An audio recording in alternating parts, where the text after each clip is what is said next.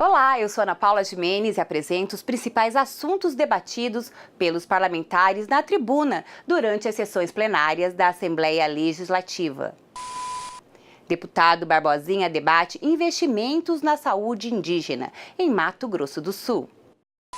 Senhor presidente, senhores deputados, a manifestação que eu faço decorre da apresentação que nós acabamos de ter aqui do Fernando, que é coordenador da CESAI, no município de Dourados, que são indicadores importantes, números importantes, da melhoria das condições de vida das comunidades indígenas, mas com todo respeito, Fernando, não é a percepção, deputado Kemp, que a gente tem, deputado Marçal Filho.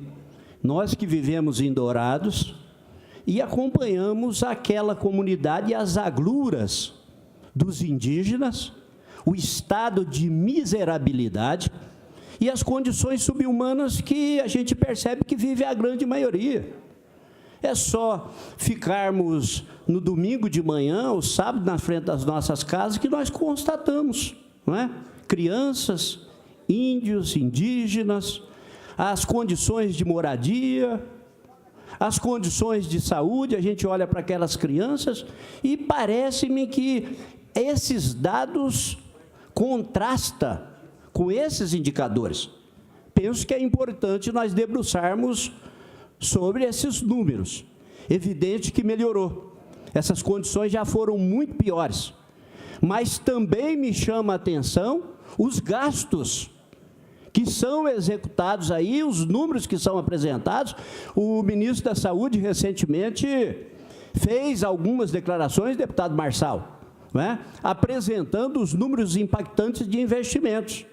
Penso que esses números eles precisam de ser investigados, analisados, né, e nós precisamos de verificar se essas informações, e aqui, com todo respeito, eu não estou colocando em dúvida aqui os indicadores, mas observarmos se, na prática, isso se apresenta com aquelas comunidades, e Dourados não é uma das piores. Quando nós vamos em Carapó, quando nós vamos ali na região de Amambai, a gente percebe uma situação extremamente degradante, uma situação extremamente difícil. Eu não ousaria dizer que a saúde indígena está boa, está bem. Eu acho que está mal.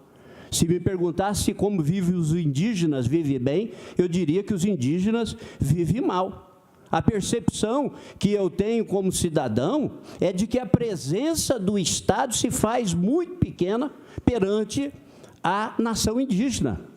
As condições de moradia, as condições de saneamento, as condições de fornecimento e abastecimento de água, e é evidente que isso impacta na saúde do índio. Se você não tem uma água de qualidade, se você não tem saneamento básico, isso influencia diretamente na saúde e na qualidade de vida do indígena. O deputado Pedro Kemp tem uma experiência, uma vivência muito grande nessa área. Eu até gostaria, deputado Pedro Kemp, que Vossa Excelência já está dirigindo por uma parte, e ouvir Vossa Excelência acerca desse assunto. Eu quero parabenizar Vossa Excelência pelas colocações e endosso, assino embaixo. De fato, a gente que tem estado em contato com as comunidades indígenas recebe inúmeras reclamações das lideranças, da falta de atendimento médico, da falta de medicamentos, da falta de técnicos de enfermagem, da falta de agentes de saúde que falem a língua da comunidade para poder atender melhor as pessoas idosas, principalmente.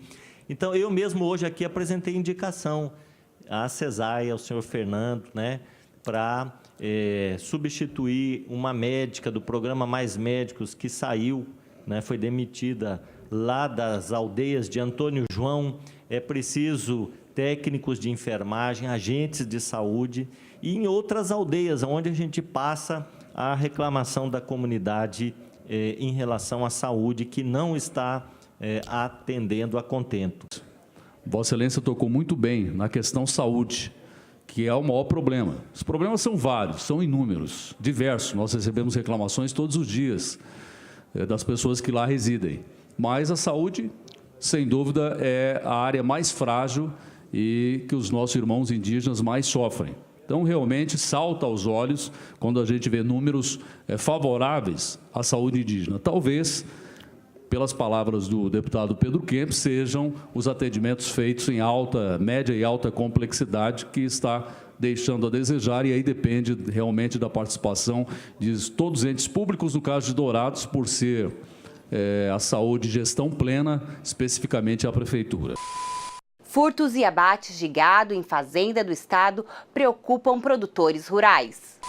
Venho também requerer essa mesa diretora, na maneira que apresentei cópia autônomas de requerimento ao secretário, o ilustre secretário de Estado de Justiça e Segurança Pública, o senhor Antônio Carlos Videira, e ao delegado de Polícia Civil do Estado de Mato Grosso do Sul, o senhor Marcelo Vargas Lopes, solicitando mobilização conjunta e criação de uma verdadeira força-tarefa, uma operação com intensificação, ampliação no policiamento das investigações aos crimes de furto de gado ocorrido no estado inteiro de Mato Grosso do Sul e, nessa semana, especialmente, nas fazendas da região de Dois Irmãos do Buriti. Quero pedir, Vênia, para que seja colocada no telão a imagem de como esse tipo de evento criminoso é realizado.